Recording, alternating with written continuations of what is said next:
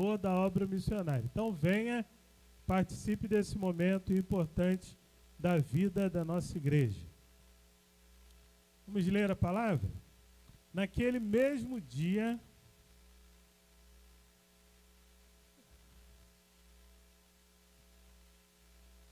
Jesus saiu de casa e sentou-se às margens do lago.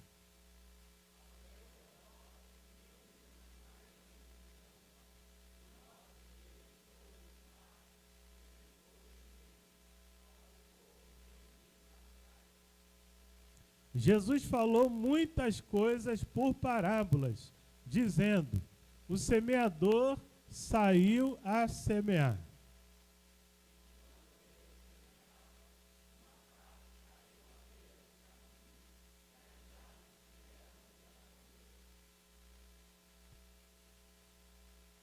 Outra parte caiu em terreno pedregoso, onde não havia muita terra, e logo brotou, porque a terra não era profunda.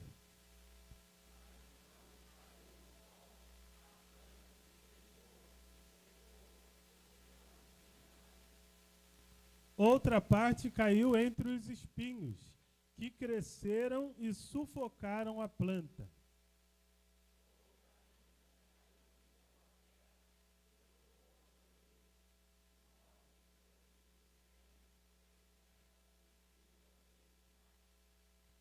Então se aproximaram os discípulos e lhe perguntaram: por que falas por parábolas?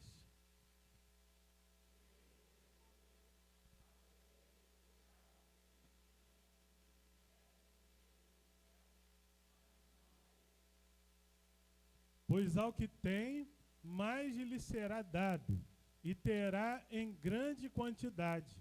Mas ao que não tem, até o que tem lhe será tirado.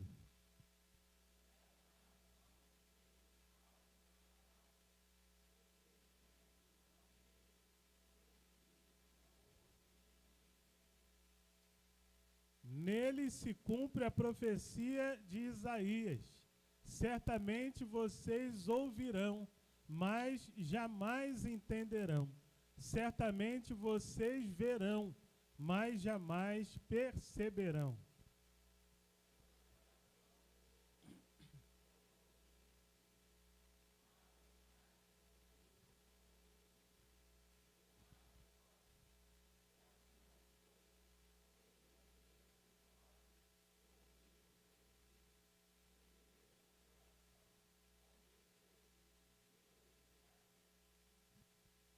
Mas bem-aventurados os olhos de vocês, porque veem, e os ouvidos de vocês, porque ouvem.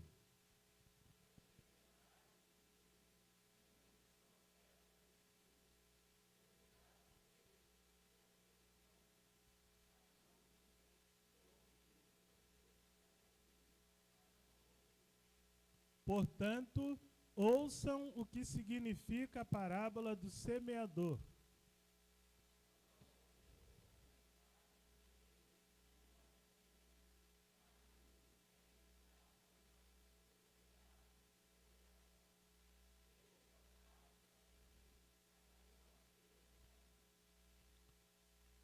Quanto à semente que caiu em terreno pedregoso, este é o caso daquele que ouve a palavra e logo a recebe com alegria.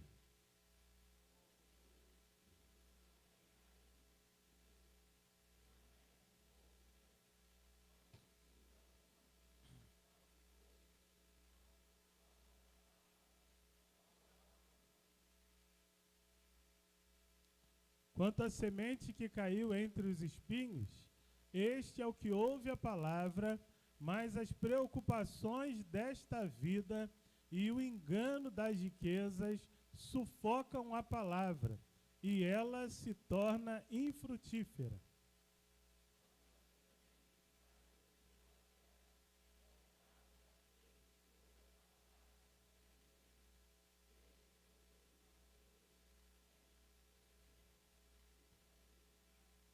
Deus nos abençoe na leitura da sua palavra e pelo seu Espírito fale ao nosso coração. Amém, irmãos? Essa parábola do semeador é bem conhecida e tem alguns elementos de fácil associação, né?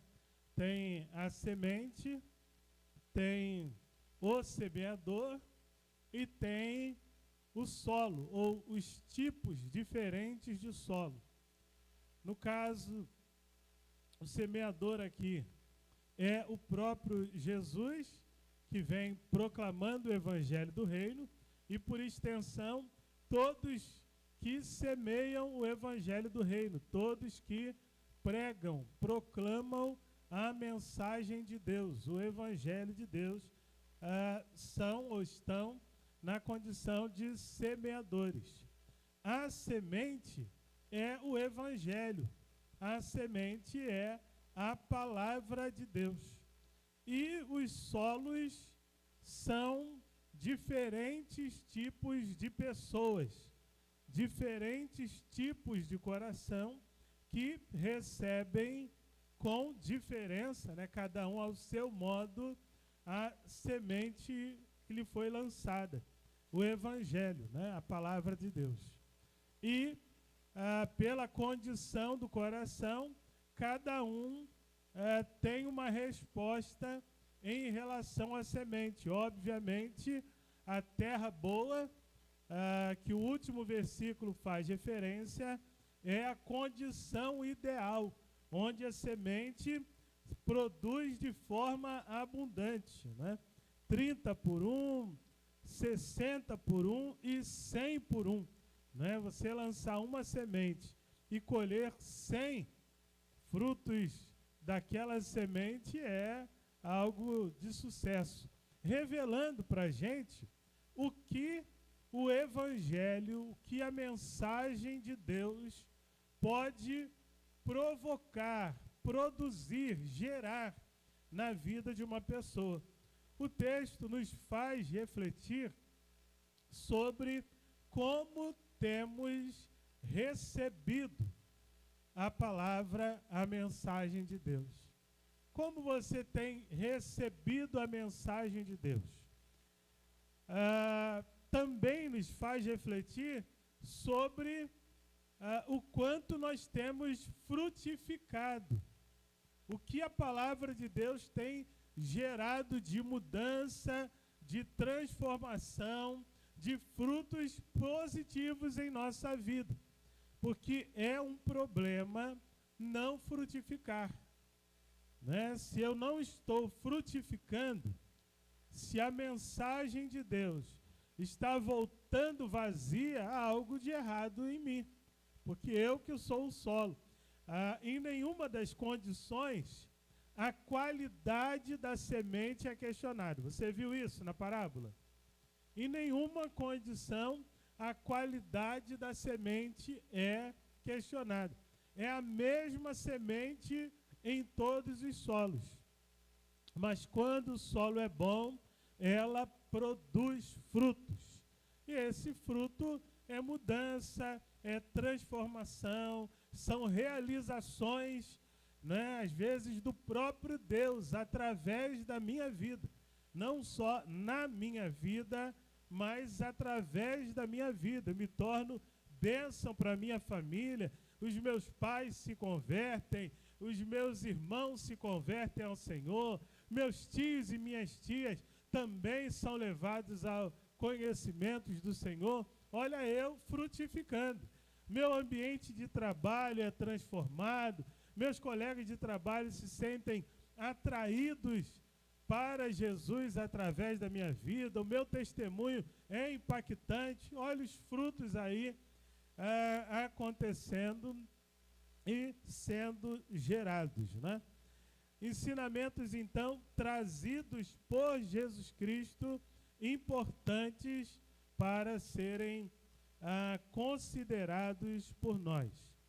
Ele vai dizer que, como fruto do trabalho do semeador, uma parte das sementes caiu à beira do caminho. À beira do caminho, o solo ele é duro, porque o trânsito por aquele lugar faz com que o solo vá sendo gradativamente compactado. O solo, então, é duro. Quando a semente cai à beira do caminho, ela tem dificuldade de penetração no solo. É uma necessidade para que ela possa germinar, se desenvolver e frutificar. Se ela não penetra no solo, ela não consegue produzir. O texto vai dizer que essa semente que cai à beira do caminho é para ilustrar aqueles que ouvem a palavra do reino, versículo 19, e não compreendem. Ouvem e não compreendem. Aí, eu entendo aqui uma dificuldade nesse não compreender. Porque você pode não compreender no primeiro momento, mas por interesse buscar a compreensão, sim ou não? Eu entendo que estes aqui não entenderam e nem tiveram interesse de buscar compreensão. Porque quando eu dou valor a alguma coisa, eu vou procurar saber mais, eu vou procurar me aprofundar, porque aquilo, de alguma forma, é do meu interesse. Me parece que esse primeiro grupo aqui é de pessoas não interessadas e que não valorizam a mensagem, o evangelho, a palavra de Deus. É interessante uma comparação do nosso tempo com tempos passados. Eu já tenho o privilégio de ser pastor há 24 anos, né? Eu fui consagrado em setembro de 2000, dia 30 de setembro de 2000, completei agora 24 anos. O novo crente, antigamente, ele queria conhecer a palavra. Ele queria estudar a palavra. Ele queria se aprofundar no entendimento da palavra. Hoje em dia, o novo crente não. E isso é interessante e intrigante. A gente percebe um movimento de crescimento no meio evangélico, né? A gente vê igreja para tudo quanto é lado. Todo mundo diz que é evangélico, todo mundo diz que é crente.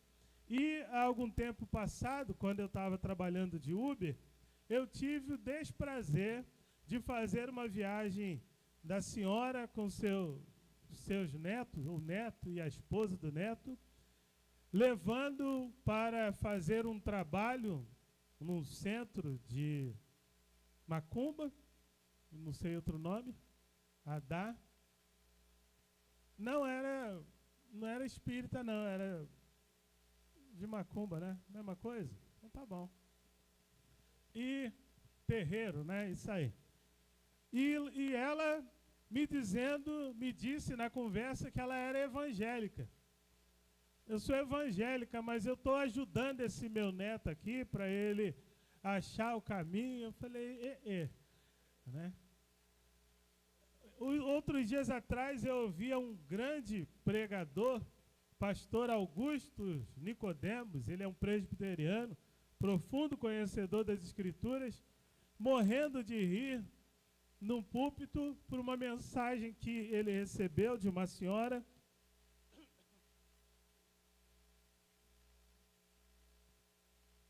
dizendo a ele que os dois pregadores preferidos dela era ele e o bispo Macedo.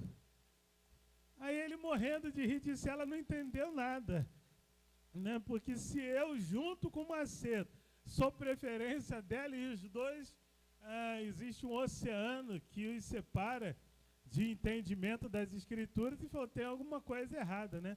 Não gostou nadinha de ser colocado na mesma prateleira.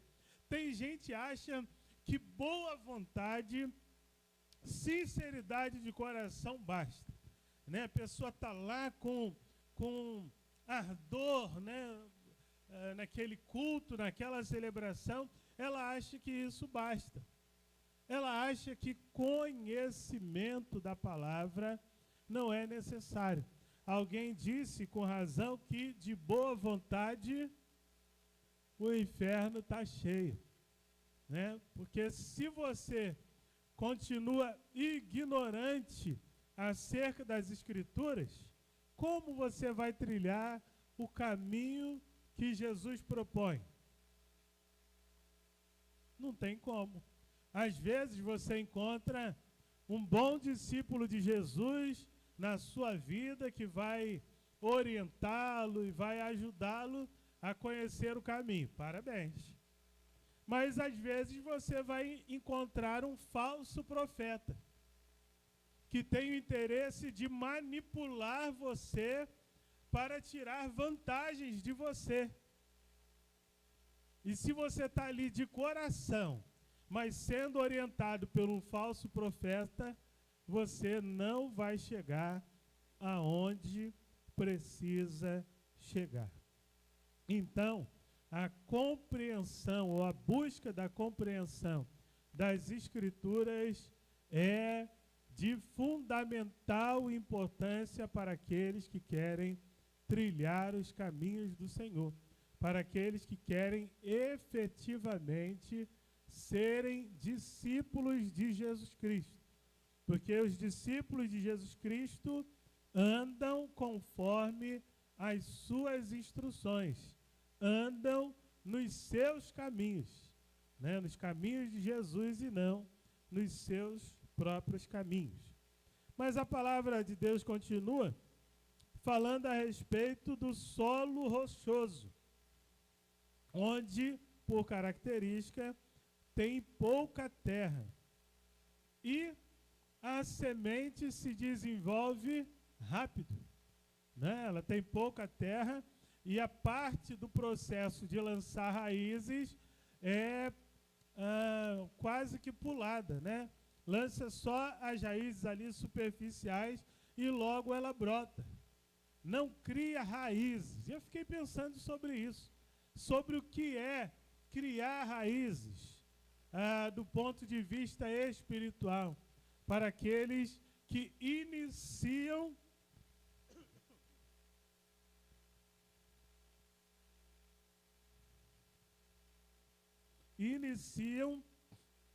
e pretendem uma caminhada com Jesus. É inevitável para aqueles que começam uma caminhada com Jesus desenvolver bons hábitos que vão ajudar no seu desenvolvimento cristão. As igrejas propõem um esquema de vida cristã para ajudar no desenvolvimento do cristão. A nossa igreja propõe cultos domingo de manhã, domingo à noite e quarta-feira. Por que domingo de manhã e à noite? Para compensar os dias da semana que a gente não faz reunião nenhuma, não é? E seria mais difícil por conta do trabalho. E a gente também faz na quarta-feira à noite uma tradição aí de provavelmente alguns séculos de também reunir na quarta-feira à noite. Para que isso? Para que a pessoa tenha essas várias oportunidades de ouvir a palavra, meditar na palavra e crescer conforme a palavra. As igrejas propõem nesse esquema EBD, Escola Bíblica Dominical, para que as pessoas, após o culto ou antes do culto da manhã, estudem as Escrituras e continuem crescendo.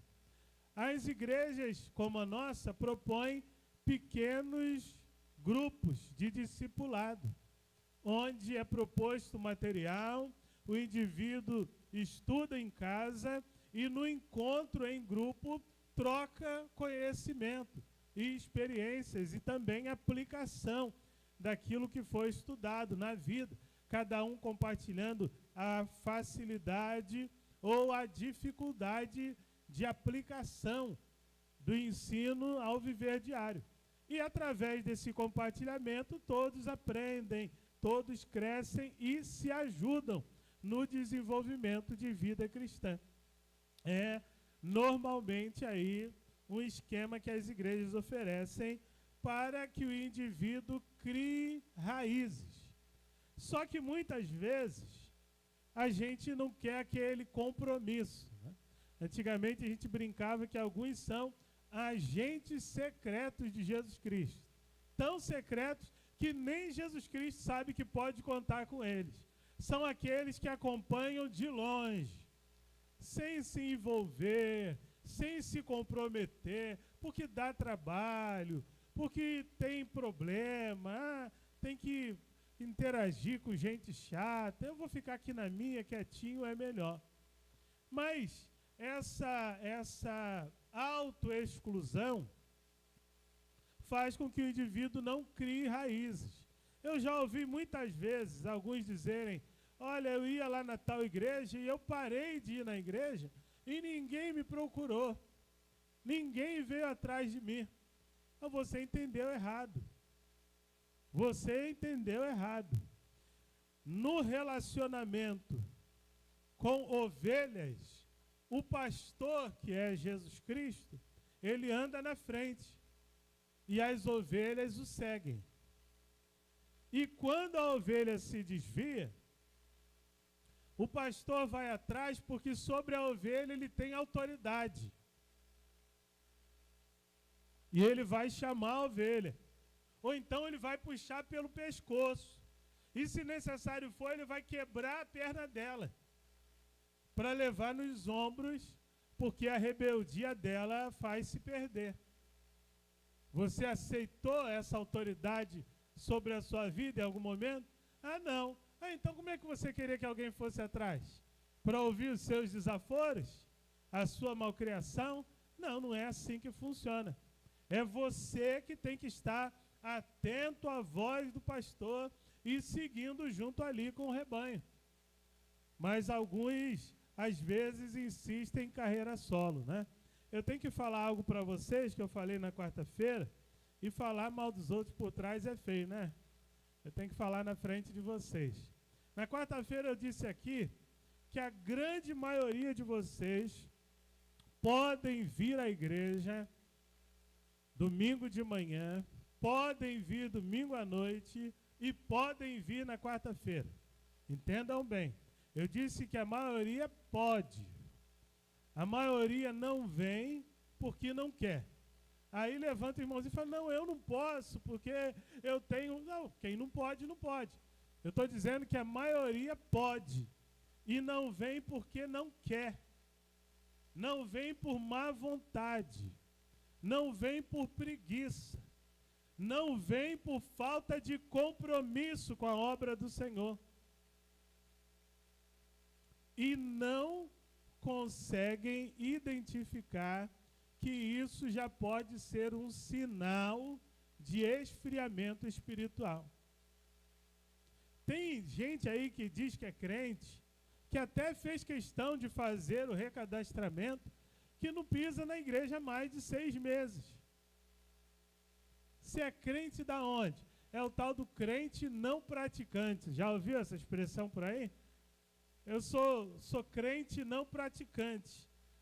Você está se enganando. Você está se enganando. Você não está criando raízes. E o que mantém uma árvore em pé? Às vezes as raízes são tão agressivas, né, que vão destruindo uma casa. Se elas estão ali próximas da casa, o crescimento das raízes vão derrubando a casa. Na minha casa, na infância, a árvore derrubou o muro, nos obrigou a jogá-lo no chão, porque ele já ficou totalmente bambo, e fazer um novo muro. Era uma amendoeira. Comia amêndoa todo dia, né? Quem já comeu amêndoa aí? Tem nada a ver com a mensagem, né? Tem até saudade de comer amêndoa. Ainda botava o coquinho para secar no sol e depois quebrava para comer aquele monte de coquinho. As raízes de uma árvore são poderosas para mantê-la firme de pé. Alguns já estiveram aqui, como você, cantando, É meu prazer estar em sua presença, como cantamos hoje. Né? Meu prazer é estar na presença do Senhor. E perderam esse prazer. Trocaram pelo Domingo Legal, pelo programa do Faustão, nem sei mais, não vejo televisão. Silvio Santos já foi, já morreu. Ah, tá, a filha dele faz. Perderam o prazer do culto ao Senhor. Perderam o prazer da comunhão com os irmãos. Perderam o temor e a reverência de que este lugar se torna um lugar santo quando consagrado ao Senhor e quando o povo de Deus se reúne e Deus, por promessa, se faz presente. Ignora que este, de fato, é o momento com Deus, na presença de Deus, o encontro com Deus. E na agenda não há mais espaço para isso. Tem tantas atividades que não está dando para ir na igreja.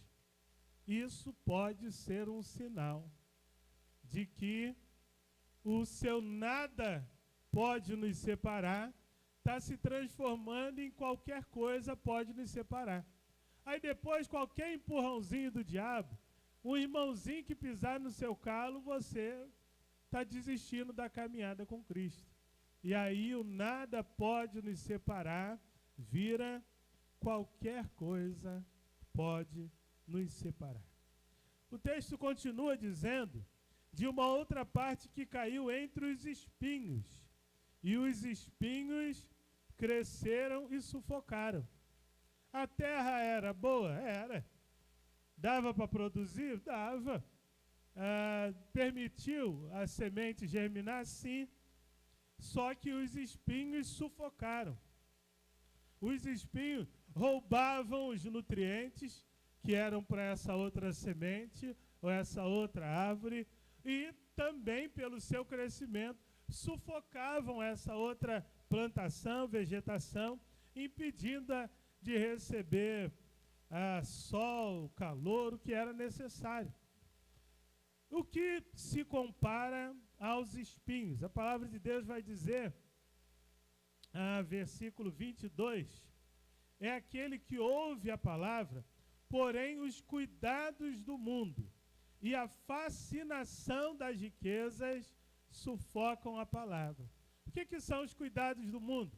É tudo aquilo que diz respeito à minha vida material. Lembram de Marta e Maria quando receberam Jesus em casa? O que Marta fez? Estou ocupada, né? Mas é Jesus, mas eu estou ocupada. Eu tenho que lavar louça, eu tenho que limpar a casa, eu tenho que botar feijão para cozinhar. E ela estava ali preocupada com seus afazeres. E a Maria, o que fez? Aí Marta fala, mas nem o Senhor se importa que ela não me ajude. Aí Jesus fala, a questão não é essa. A questão é que a Maria escolheu a melhor parte. E isso não pode ser tirado dela. O que ela estava ganhando, acumulando como fruto da sua escolha, era algo para a vida eterna. Não só para uma vida inteira, mas para a vida eterna.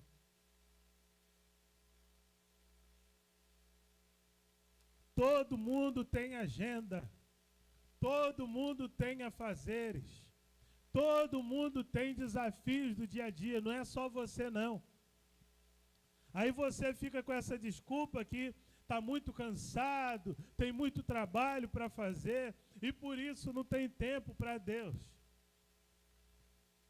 Veja se essas desculpas servirão para alguma coisa quando você estiver diante de Deus ou diante das provas que a vida traz para a gente. É preciso considerar no coração. A fascinação das riquezas, né? É aquela coisa de querer ficar rico a todo custo, né? E você tinha um programa de televisão, o Júlio, né? Tinha 2 empregos, né? para poder manter a família. Às vezes tem gente que precisa de 2 empregos, mas tem gente que não. Tem gente que é a ganância, que faz com que aquela pessoa trabalhe até mais do que o necessário, porque a riqueza é o seu grande amor. É o grande amor da sua vida. Só que ela não percebe que a vida está passando, as oportunidades, e ela está perdendo. Porque a Bíblia diz: o que adianta ganhar o mundo inteiro e perder a sua alma? Louco, esta noite pedirão a tua alma, e o que tens preparado, para quem será? Ou seja, não adiantou nada acumular riquezas. Aí, a parábola termina falando da terra boa, onde a semente foi lançada e germinou, cresceu e frutificou, produziu a 100, a 60 e a 30 por um. 30 parece pouco, né? Mas as outras nem frutificaram. A terra boa. O que é a terra boa, irmão? É aquele que ouve a palavra e compreende.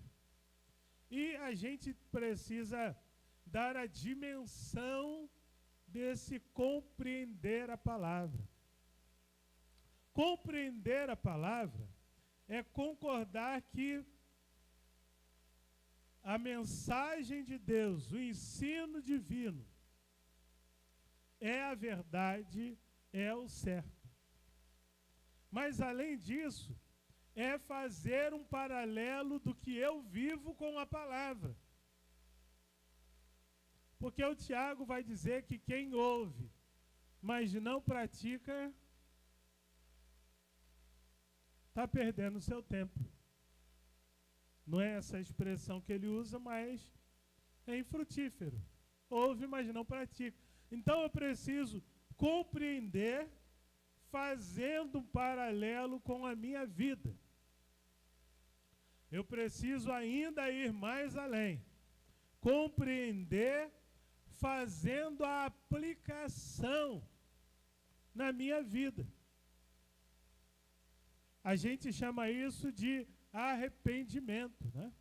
Quando eu ouço e vejo que a palavra diz, e dou razão à palavra, e condeno os meus erros pela palavra. E firmo o compromisso com Deus de fazer o ajuste necessário na minha vida para harmonizar a minha vida com a palavra. Às vezes a gente pensa que igreja é como teatro. Você vai no teatro e você quer ser impactado pela apresentação no teatro. Se for comédia, você quer achar graça. Se for um drama, você quer se emocionar.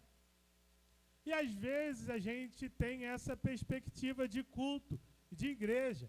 Foi legal, né? Eu me emocionei, foi divertido. E não é isso.